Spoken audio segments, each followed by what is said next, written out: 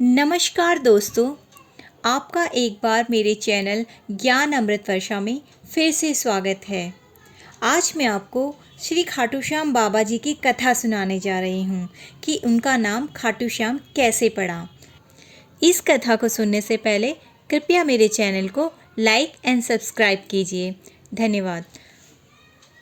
आज से कुछ वर्षों पूर्व श्री खाटू श्याम जी का केवल राजस्थान में ही नाम जाना जाता था, मगर इधर कुछ वर्षों से खाटू श्याम बाबा जी का प्रचार इतना अधिक बढ़ गया है कि केवल भारत में ही नहीं अपितु समूचे विश्व में उन्हें जाना जाता है।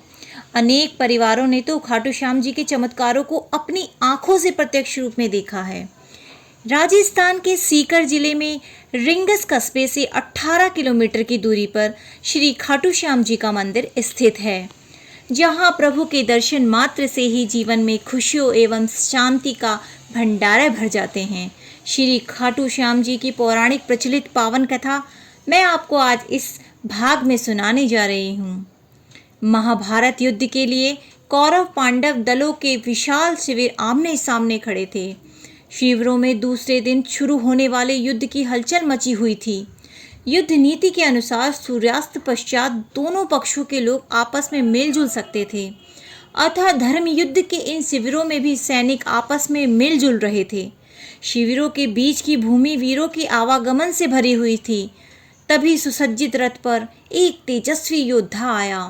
पीपल वृक्ष के नीचे उसने अपना रथ रोका, घोड़ों को खोलकर चरने के लिए छोड़ दिया, शस्त्र आदि उतारकर जलपान किया और अपने रथ पर विश्राम करने के लिए बैठ गया। उसे दोनों दलों के वीरों ने घेर लिया। सभी का एक ही प्रश्न था, आप किस ओर से युद्ध करेंगे?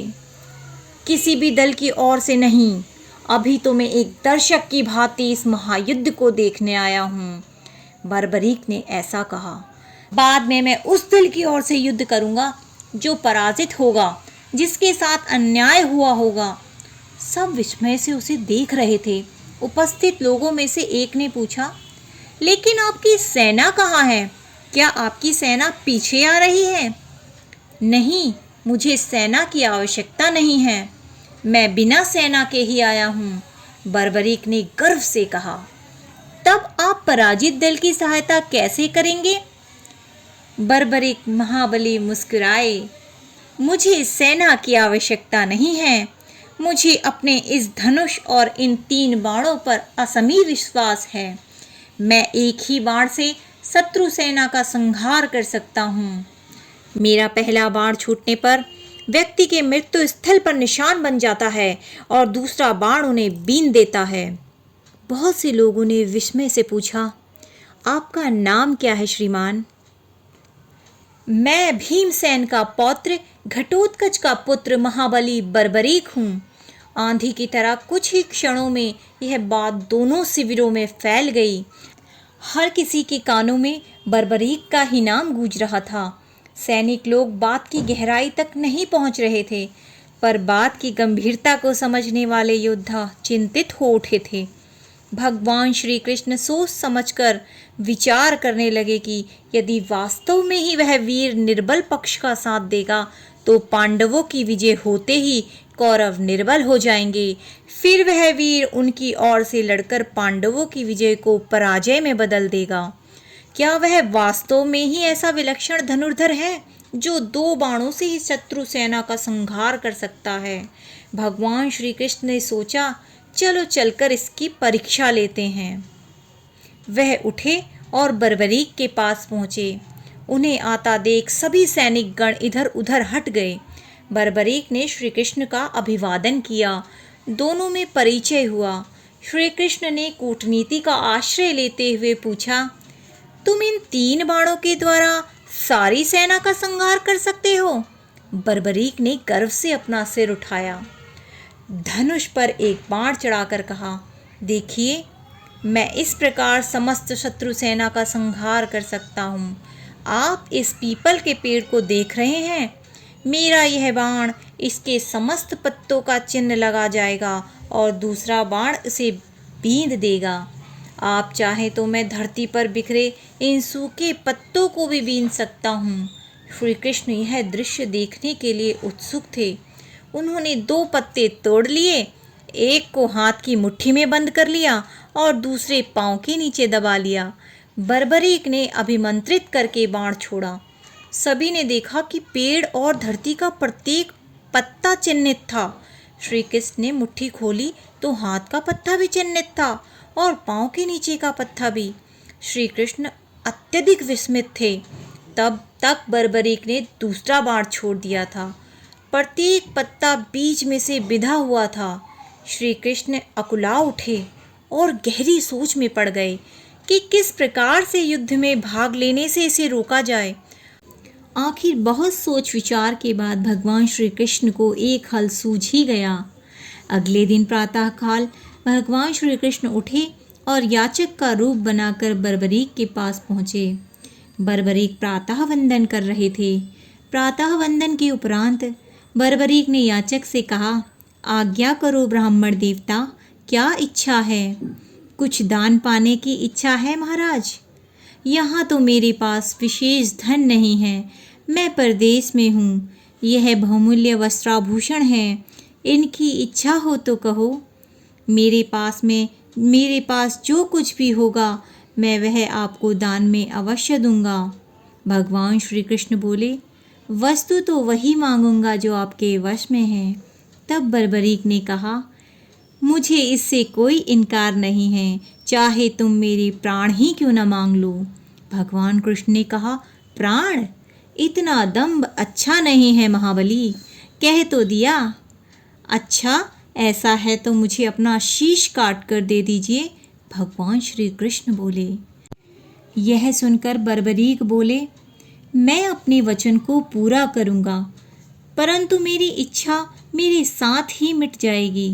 तब श्री कृष्ण ने कहा, निसंकोच कहो, तुम्हारी क्या इच्छा है?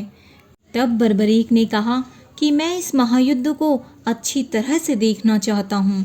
सृष्टि के सभी महारथी इसमें सम्मिलित हुए हैं। मैं देखना चाहता हूँ कि कौन कितना बली है। भगवान श्री कृष्ण बोले, तुम्हारी यह इच्छा ज़रूर पूरी होगी। कहते हैं कि तब भगवान श्री कृष्ण ने बर्बरीक के सिर को किसी दिव्य औषधि के सहारे जीवित रखा व उसे पीपल की सबसे ऊंची शाख पर टांग दिया, जिससे वह भली भांति युद्ध देख सके। और यह बात सही है कि बर्बरीक ने उस धर्म युद्ध को भली भांति देखा। 18 दिन तक महाभारत का युद्ध होता रहा। अंत में दुर्योधन की मृत्यु के साथ इस महायुद्ध का अंत हुआ। पांडव विजयी हुए, कौरव पराजित। इस महायुद्ध की भीषण विभीषिका से दोनों पक्षों में केवल 10 व्यक्ति ही जीवित बचे थे। पांडव पक्ष में 5 पांडव, श्री कृष्ण व सत्यकी, और कौरव पक्ष में अश्वत्थामा, कृपाचार्य और कृतवर्मा। युद्ध समाप्ति के पश्चात भगवान श्री कृष्ण ने देखा कि पांडव अपनी विजय के मद में चूर हैं। उनका व्यर्थ का अभिमान दूर करने के लिए वह 5 पांडव सत्यकी, द्रौपदी और कुंती सहित बर्बरीक के पास पहुँचे। बर्बरीक का मुखमंडल चमक रहा था। उसने आदर सत्कार के पश्चात पूछा, कहो कैसे आना हुआ? सभी उनके मुख को अपनी अपनी वीरता की प्रशंसा सुनना चाहते थे। अर्जुन उनके मुख से यह सुनना चाहता था कि मेरे समान धनुर्विद्या का ज्ञाता इस संसार में कोई नहीं है। वह अपनी प्रशंसा स्वयं करने लगे। बर्बरीक, क्या तुमने इस महायुद्ध को भली भांति देखा? बर्बरीक ने स्वीकारात्मक मुद्रा में सिर हिला दिया। अर्जुन गर्व से भरकर बोला, तब तो तुम इस बात को भी मानोगे कि यह युद्ध मैंने अपने बाहुबल से जीता है। 18 दिन निरंतर गांडीव के टंकार से 10 दिशाएं गूंजती रही। भीष्म पितामह को मारना कोई हंसी का खेल नहीं था। भीमसेन के पौत्र बर्बरीक के मुख पर व्यंग भरी मुस्कान खेलने लगी। बोले, हाँ, भीष्म पितामह के विषय में मेरा भी यही विचार है। फिर अर्जुन बोले, मैंने भगदत्त जैसे महाबली को मार गिराया, द्रोण को निस्तेज कर दिया, और कर्ण, जिसके भय से धर्मराज युधिष्ठिर को रात भर नींद नहीं आती थी, उनका भी वध मेरे ही हाथों हुआ। बाद में अश्वत्थामा को मणि रहित भी मैंने ही किया। क्यों बर्बरीक, अब तो तुम मेरे इस गांडीव की प्रशंसा करोगे। बर्बरीक खुलकर हंसे और कहने लगे कि आप में से और किसी को भी कुछ कहना है तो कह लो, उसके पश्चात मैं आपकी बातों का उत्तर दूंगा। इतने में भीम बोल पड़े, मेरे इस पर्वत से विशाल गदा के विषय में क्या विचार है बर्बरीक? तुमने देखा होगा कि इसी गदा के सहारे मैंने दुष्ट दुशासन का रक्त पिया, इसी गदा से मैंने अद्वितीय गदाधारी दुर्योधन का वध किया, हिडिंब, बकासुर, कीचक के वध की कहानियां भी तुमने सुनी होगी। अब तुम मेरी वीरता के बारे में भी कुछ कहो। बर्बरीक हंस दिए। कहूँगा, पहले तुम सब अपनी बात कह लो, फिर मैं सबका जवाब दूंगा। नकुल सहदेव ने अपनी अपनी विशाल तलवारों की प्रशंसा की। बाद में युधिष्ठिर ने कहा, मेरा विचार है बर्बरीक कि यह युद्ध मैंने सत्य के बल पर जीता है। बर्बरीक ने सबकी और अपेक्षा से देखकर श्री कृष्ण से प्रश्न किया, क्यों श्री कृष्ण, क्या आपको अपने विषय में कुछ नहीं कहना है? श्री कृष्ण, जो अब तक सबकी बातें सुन रहे थे, मुस्कुराकर बोले, मुझे कुछ नहीं कहना बर्बरीक। मैंने योद्धा के रूप में तो इस युद्ध में भाग ही नहीं लिया। मैं तो मात्र सारथी था, रथ चलाता था, युद्ध देखता रहा, बस इससे अधिक कुछ नहीं किया मैंने। यह सुनते ही बर्बरीक खूब जोर जोर से हंसने लगे। उनके अट्टहासों से दसों दिशाएं गूंज उठी। बाद में वह गंभीर स्वर में बोले, अच्छा किया श्री कृष्ण, तुमने सारथी के ही रूप में युद्ध में भाग लिया, योद्धा के रूप में नहीं। शस्त्र धारण करके भाग लेते तो संभवतः पांडवों की ही पराजय होती। नकुल, सहदेव और युधिष्ठिर को तो मैं महावीरों की श्रेणी में गिनता ही नहीं। रहे अर्जुन और भीम, ये महाबली अवश्य हैं, किंतु कौरव पक्ष के धनुर्धरों के सम्मुख ये दोनों भी अनाड़ी और नौसिखिए लग रहे थे। अकेले भीष्म नहीं, समस्त पांडव सेना और पांडव वीरों का बुरा हाल कर दिया था। उन्हें तो इच्छा मृत्यु का वरदान प्राप्त था, भला इनके मारे वे क्या मरते। इस वृद्धावस्था में भी कितना तेज था उनमें मुख पर। बर्बरीक ने फिर अर्जुन की ओर देखकर कहा, मैं तुम्हारी बात का उत्तर दे रहा हूँ अर्जुन। जिस गांडीव की तुम प्रशंसा कर रहे हो, वह उस वक्त कहाँ गया था?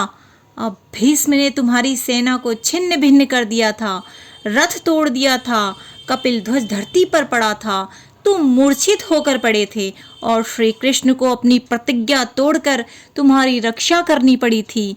फिर तुम श्री कृष्ण की सलाह पर भीष्म से यह पूछने गए थे कि उनकी मृत्यु कैसे होगी। तब तुम लोगों को लाज नहीं आई थी? शिरखंडी के पीछे से भी निहत्थे भीष्म पर मैंने तुम्हारे शस्त्रों को चलते हुए देखा था। वह तुम्हारी वीरता की चरम सीमा थी। जयद्रथ वध के दिन भी मैं तुम्हारी वीरता को देख चुका हूँ।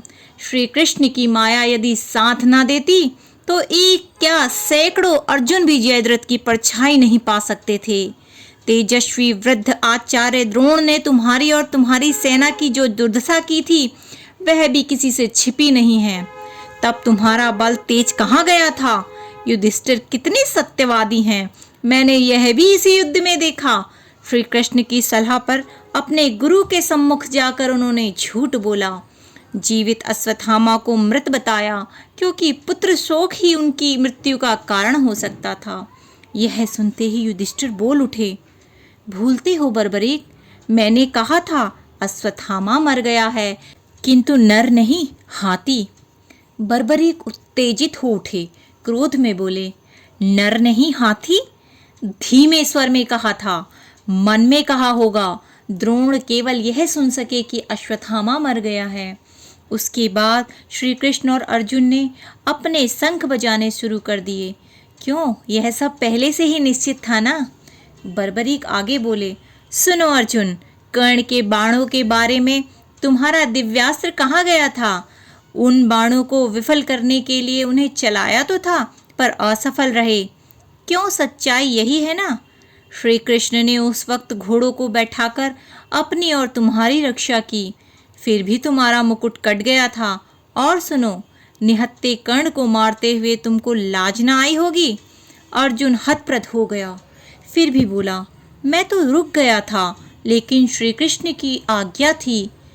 यही समय है जब कर्ण को मार सकते हो। यदि कर्ण रथ का पहिया कीचड़ से निकालकर रथ पर बैठ गया तो एक क्या अनेक अर्जुन भी उसे मार नहीं पाएंगे। बर्बरीक की वाणी में व्यंग उभर आया। ठीक ही किया श्री कृष्ण ने, तुम्हें युद्ध ताना था, मुझे याचक बनकर बेकार कर दिया। बलि भगदत्त की प्रचंड शक्ति को श्री कृष्ण ने अपनी छाती पर सहा, क्योंकि तुम्हारे शरीर के वह शतखंड कर देती। हाँ भीम, अब तुम भी सुनो। यह तो सच ही है कि तुम अतुल बल के स्वामी हो।